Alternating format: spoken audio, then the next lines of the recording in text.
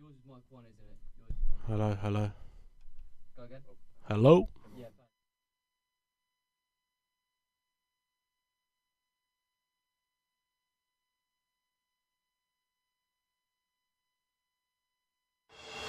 Across the South Coast, live from Solent University, you're listening to Solent Sports News. Good afternoon. It's 3 o'clock. I'm Jamie Hale with your Solent Sports News headlines. Southampton entertain Rotherham United at 3 p.m. on Saturday. The Saints head into this game looking for their third consecutive league win, following a winless period, whereas the visitors find themselves in 23rd, 4 points from safety. For team news, Juan Larios and Ross Stewart are unavailable for the home side due to injury. On the other hand, there are no injury concerns for the Millers.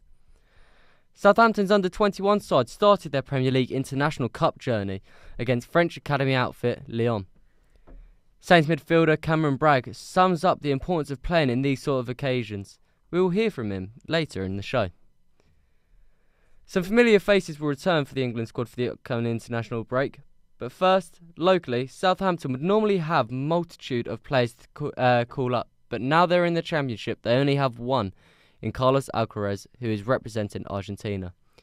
Jared Bowen will return to the England squad for the first time since September 2022, having scored 5 in 7 league games this season. Elsewhere, Ollie Watkins' fine form in the league sees him called up for the first time since March 2022. He is in good form. He's obviously coming in on a high. He's been with us before. We know his character. We know his personality. He's a good guy around the group. The team are playing well. He's playing for a club that are really well coached, and the team are in a good moment. There was disappointment for England at the Cricket World Cup in India overnight. The defending world champions have lost their opening game by 9 wickets to New Zealand. Devon Conway, Rashin Ravindra complete 2 of the best centuries in recent history. England will look to bounce back against Bangladesh on Tuesday. Joss Buttler showed grace in defeat. Very much outplayed by New Zealand and tough defeat to take, but it is one loss. Whether we lost by a run or the margin we did today, it's still one loss at the start of what is a long tournament. There is a game currently live in the group stage of this World Cup. Pakistan versus Netherlands is currently the ongoing match, where Callum Bates will tell us more. Thank you, Jamie. Pakistan, they got bowled out inside 49 overs. They had 50 overs, obviously.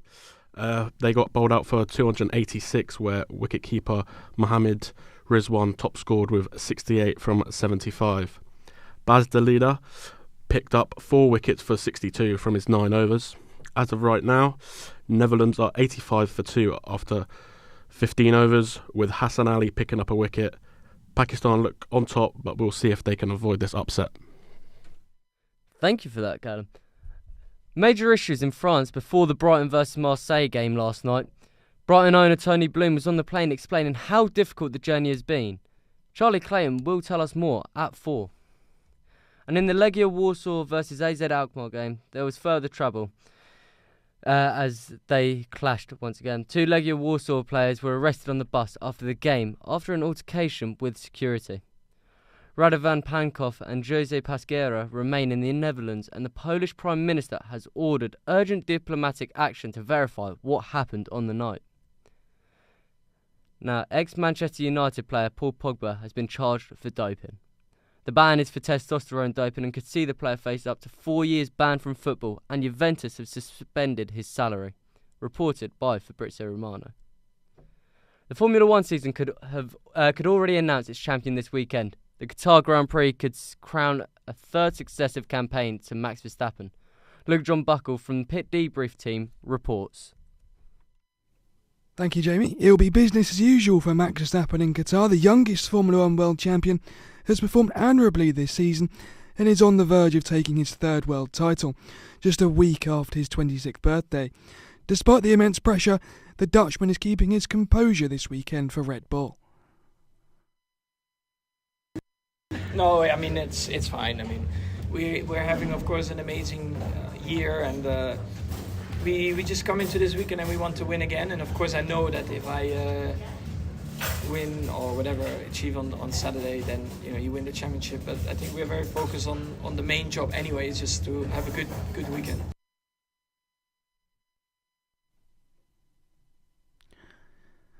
Lewis Hamilton's Mercedes F1 team are fighting against Ferrari for second place in the Constructors' Championship. The British driver is looking forward to the battle and praised his rivals ahead of this weekend's Qatar Grand Prix. We're definitely not come to be second.